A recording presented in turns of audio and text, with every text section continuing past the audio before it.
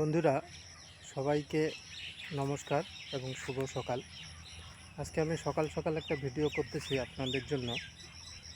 এর আগে আমি আলোচনা করেছিলাম মুক্ত বা বদ্ধ অবস্থায় ছাগল পালন, কিন্তু আজকে আমি আলোচনা করব মুক্ত অবস্থায় বা খোলামেলা অবস্থায় ছাগল পালন, এর সুবিধা এবং অসুবিধা।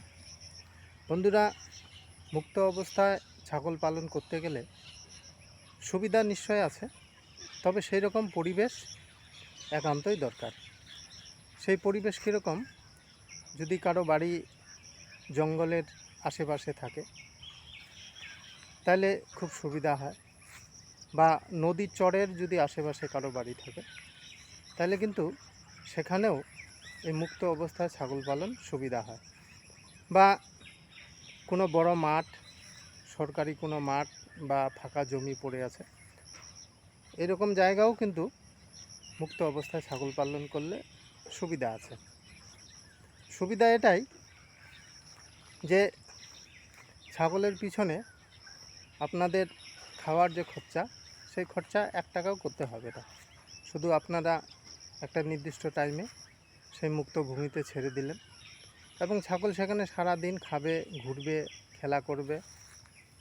এবং প্রকৃতির যে বিভিন্ন প্রকার ঘাস, সেই ঘাসের মধ্যে কিন্তু ঔষধি গুণ থাকে, এবং এই ঔষধি গুণ থাকার ফলে ছাগলের রোগ ব্যাধিটা কিন্তু কমই হয়।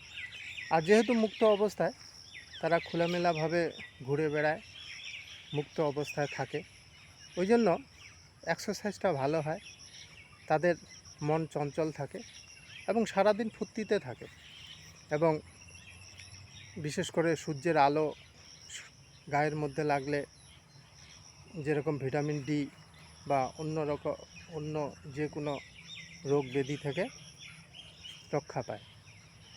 কিন্তু অসুবিধা একটাই, যে মুক্ত অবস্থায় ছাগল পালন করতে গেলে বিশেষ করে বর্ষার দিনে যে কোনো সময় বৃষ্টি চলে আসে, এর ফলে ছাগল ভিজে গেলে সর্দি লাগে, ঠান্ডা লাগা রোগ আছেই ছাগলের, তো এই জন্য একটু সমস্যা হয়।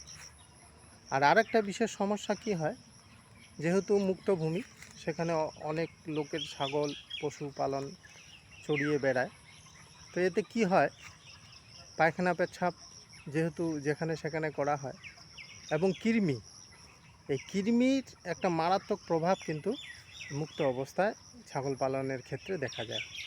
তার কারণ, যে ছাগল পায়খানা করে সেই পায়খানা ঘাসের মধ্যে পড়ে, আর মাঠে ছোট ছোট ঘাস থাকার ফলে কৃমির যে ডিম, সেই ডিম কিন্তু ওই পায়খানার মধ্য দিয়ে বের হয়, বা লাভা পায়খানার মধ্য দিয়ে বের হয়।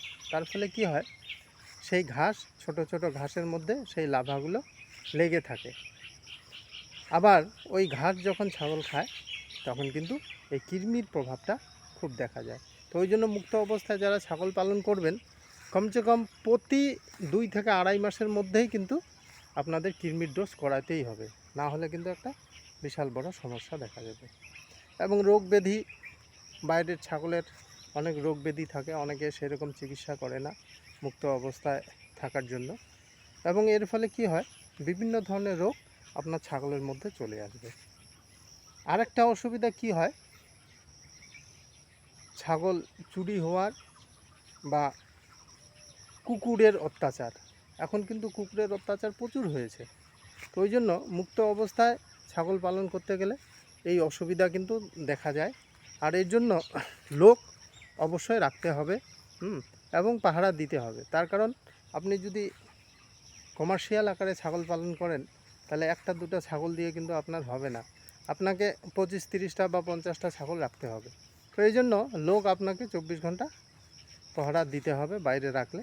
তো এটা একটা অসুবিধা যেরকম দেখা যাচ্ছে, কিন্তু সুবিধাও আছে, যেটা আপনার যে খাওয়ার যে কস্টিং সেটা কিন্তু জিরো থাকবে।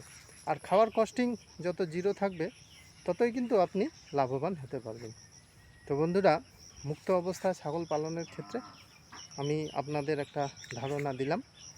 এটার বিশেষ গুরুত্ব হচ্ছে আপনাদের কৃমির ডোজ সেটা পালন করতেই হবে, এবং ছাগলকে সবসময় নিজিরানির মধ্যে রাখতে হবে, নজরে রাখতে হবে। তো বন্ধুরা, আর ভিডিও বাড়ালাম না, এখানেই সমাপ্ত করলাম।